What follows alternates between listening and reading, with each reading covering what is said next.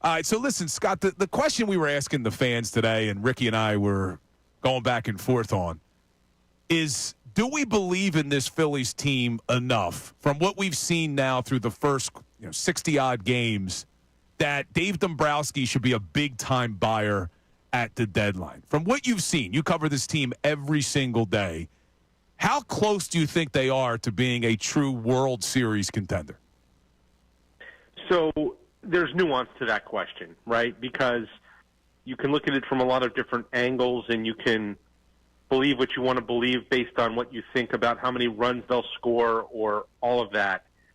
For me, what makes them a contender, what makes them a team with a chance to win the World Series, and we can put whatever percentage on it we want, is their starting pitching. Okay? So Zach Wheeler, Christopher Sanchez, Ranger Suarez, Jesus Luzardo, start with those four, right? Aaron Nola, when he gets healthy and right, gives you 5. Mick Abel has been good for 2 out of 3 starts. Andrew Painter's on the way. That's 7 starters right there. That right there gives you a reason to think they're going to be in most of the games they play. Now, can they score runs? Lately, they have not scored enough runs. When Bryce Harper comes back, it will help. They still might be a bat short of being a real scary offense. We know that they're a reliever short of being a real shutdown bullpen. So you get a piece here, you get a piece there, and now you're really talking. So then the question becomes, so they're a contender. But then the question becomes, how far in do you push your chips if you're Dave Dombrowski at the deadline? And I think there's a case to be made that you push them in pretty far because they're not getting any younger. This core is probably not going to be 100% together after this year. So you could make a case that they should push their chips in right now.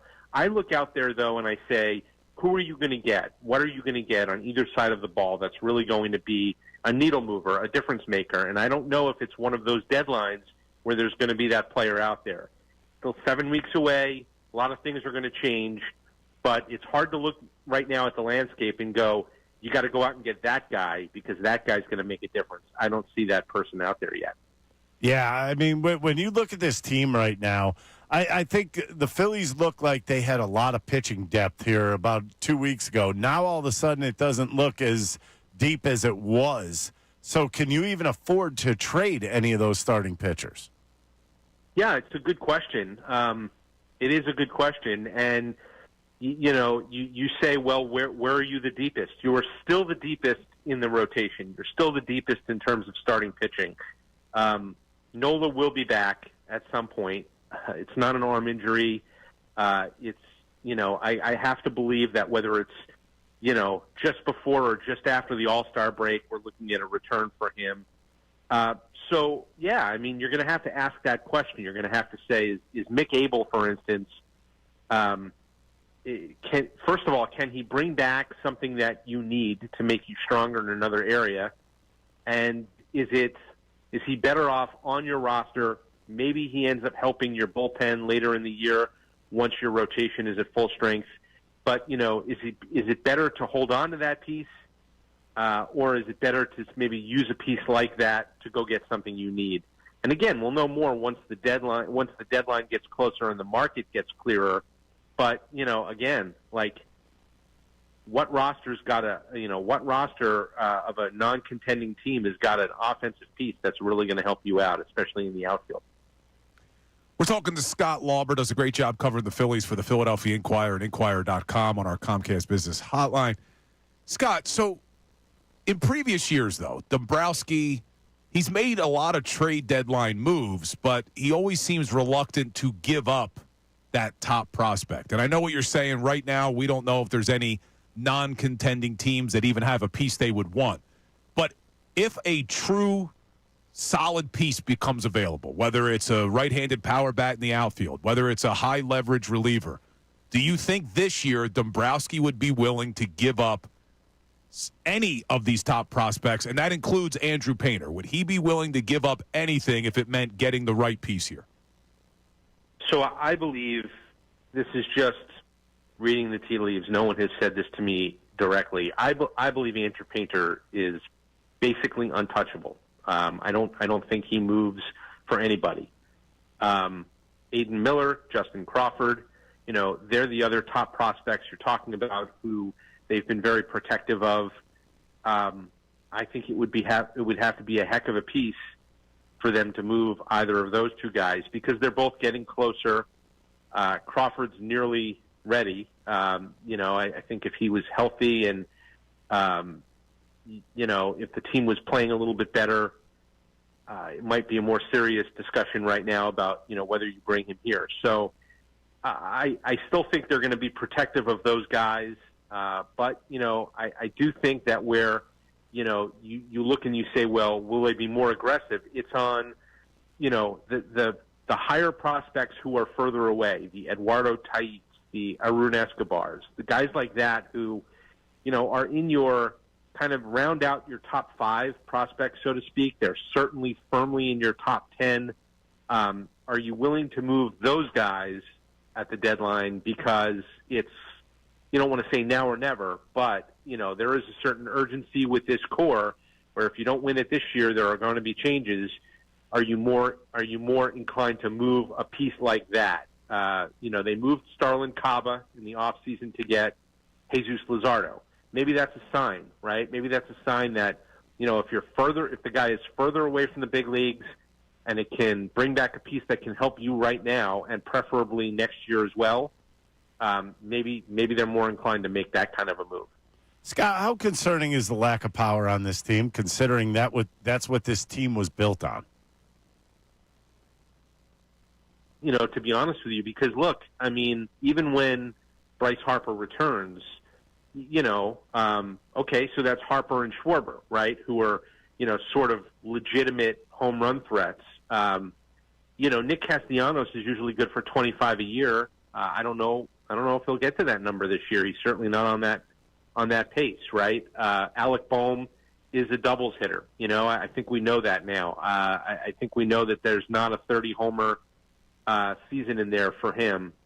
So, the doubles hitters are very valuable, and that's one of the things they haven't done, by the way, as much as they usually do as a team, is hit doubles. I think their doubles are down from where it normally is. So, yeah, I mean, look, I think the fact that they're not hitting the ball out of the ballpark as much as they usually do, I think the fact that they're not getting as many extra base hits in general as they normally do, it's difficult in this sort of offensive environment that we're in baseball to string together, 3, 4, 5 singles to score runs.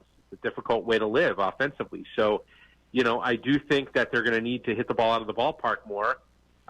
They are quick to talk about, people in the front office and whatnot are quick to discuss, how they have not played in good weather for majority of the year so far. It's been cold. Most of the places they've gone, they've just been sort of not real lucky in that. From that standpoint, it's warming up now. Maybe the ball starts to fly a little bit more. But again, yeah, I mean, it would be nice to have another, and where does that come from? That comes from left field. That comes from center field's in a tough way right now across the league in terms of like offensive production at that position. But if you were getting more out of left field, you could live with defense in center field, but they're really not getting any kind of power out of left field right now either. All right, Scott, last one. You mentioned center field. You mentioned that if Justin Crawford was healthy, you think he probably would have been up here by now. I know he was held out again today, but if you had to put a timetable on it, when will we see Justin Crawford in a Phillies uniform? And if that happens, what are they doing with Rojas, Marsh, or both of them? Yeah, I mean, step one, he's got to get healthy, right? So, he's got to get back on the field. He's got to play some games. It's a quad strain. I guess those, my experience, right, with players who have quad strains is it's better to quads, hamstrings, groins, whatnot. It's better to be safe than sorry, right? You don't want to rush back and then re-injure it and be out longer. So I get it. They're taking their time bringing him back. So number one, he's got to get back on the field. I think he's got to play, a string of games before they would do it. And ideally you do it at a time when, things are going well, because if you bring him here and you've lost 10 of 12 or whatever it is, and, the offense is not scoring and all of those things, now you bring the kid up and it's like, oh, he's going to be the savior, and that's not the kind of pressure you want to put on him. So ideally you do it when you're winning games. Ideally you do it when the offense is clicking a little bit more than it has been. So I don't know. I mean, I think, like I said, I think we were getting closer to that before he got hurt. And as for what you do, I mean, I don't know. Like Brandon Marsh, he got a couple of hits, I think, on Sunday in Pittsburgh, and then he had a couple of hits early in the week, and then he hurts his elbow and misses the game yesterday. Maybe he's finally starting to kind of get himself going a little bit. But, and I'm not saying they do this. I think it would be an extreme move. But he does have options, right? You could, in theory, send Brandon Marsh to AAA to kind of get him reset a little bit at some point if he doesn't start to hit. And I don't know when you'd get to that point. I don't know how bad it would have to go or how far it would have to get. And like I said, there have been encouraging signs until he hurt his elbow the other night. So if he can get back on the field and get some hits, then we're not talking as much about center field, I guess. And you can kind of take your time a little bit more with Justin Crawford. But I do kind of think like Crawford's been, it's 2 or 3 hits a game. He's hitting like well over 300. I think we were getting closer to that point until he got injured. Scott, I appreciate the time, my man. We'll be talking to you soon, I'm sure. Guys. Anytime.